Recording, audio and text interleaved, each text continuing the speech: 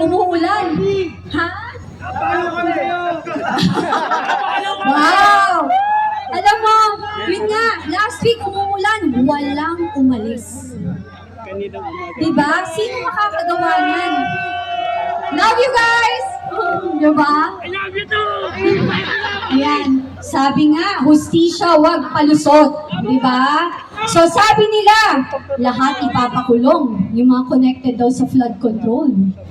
Pero sinong kinulong? Si Senator Marcoleta ba? Yung kanyang kinaso sa kanya connected sa flood control? Diba? Si Congressman Mike Defensor, connected ba sa flood control? Oh. So ngayon, nasaan na yung sinasabi? Una, si Ping Lacson, sabi niya, before, may 67 daw na congressman siyang alam na connected sa flood control. Nasaan na yun? Wala, di ba? So ngayon, yung binanggit ng mga witness na connected sa flood control, from yung mga contractors, yung napakapal na mukha ng mga DPWH na nagsugal ng 400 million, itinapon sa kasino ang pera ng bayan. Ginawang state witness. Diba? Habang tayo dito, nananawagan, dito nakatayo sa init ng araw hanggang ngayon, hindi nauuhaw, nagugutom, mananinindigan, yung mga hinayupak na yun. Nandun, nagsugal ng 400 million, tapos state witness pa. Iba na ngayon, yung kriminal ang pinoproteksyonan. Diba? So, papayag ba tayo na ganun na lang tayo lokohin? Hindi, diba? So, kaya tayo nandito. Kaya mga kababayan, maraming salamat sa inyo at nandito pa rin po kayo. Meron pa po tayo, may mga magpapasalamat pa rin po sa inyo. At huwag po tayo magsasawa kasi alam niyo sabi nila, magsasawa rin daw tayo, rally tayo ng rally. Diba? Kasi magsasawa din tayo, mapapagod din tayo.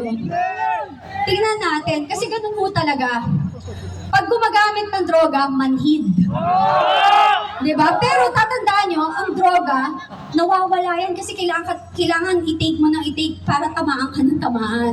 So may moment, para tayong nasa boxing eh. Job ng job. Hanggang maka-uppercut. Diba? Yan ang ginagawa natin ngayon. Diba? So maraming salamat sa inyo at thank you talaga na nandito kayo. Idol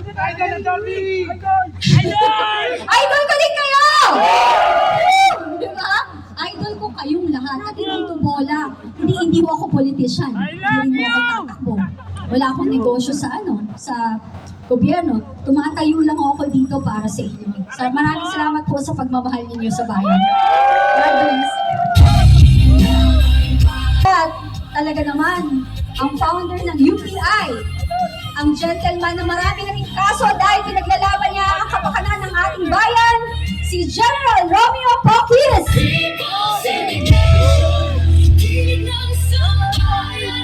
Magandang gabi, mga kababayan. Kumusta kayo?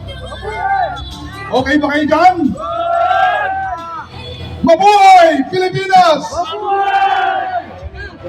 Napakinggan po natin ngayong araw, ngayong gabi, lahat ng mga nagtalumpati. Kaya alam natin na kayo ay pagod na rin. Kaya pansamantala, tatapusin natin. Pero next week meron pa rin po tayo. Mas marami, mas madami, mas malaki. Luzon, Visayas, and Mindanao. Sa ngalan po ng United People's Initiative, ang prime or lead convener ng People's Indignation Rally na ito, nagpapasalamat po kami sa inyong lahat dito sa Liwasang Bonifacio, Manila, doon sa Pulumulok, sa Cotabato, sa Cebu City, sa Naga City, sa Isabela City sa Bukidnon, at sa Maramag sa Bukidnon, at saka sa Isabela City sa Basilan.